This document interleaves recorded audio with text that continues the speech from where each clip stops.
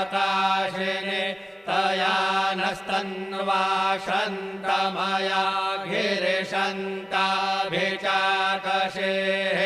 यामेखं गिरिशन्तहस्ते बिभर्घ्यस्तवे शिवाङ्गिरित्रतां कुरुमाहिघोषेः पुरुखं जगद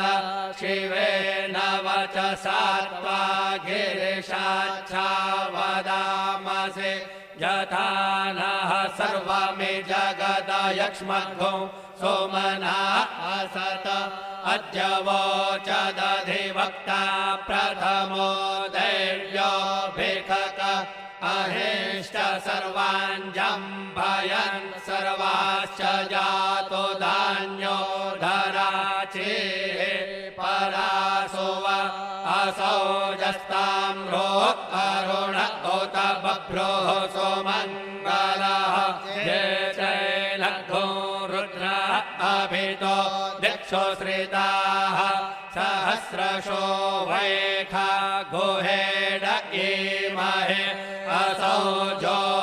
सर्पति नीलग्रीवो विलोहितः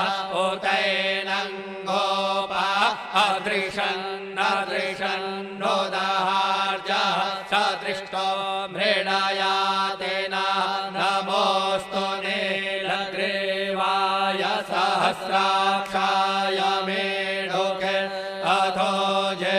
अस्य सत्त्वानो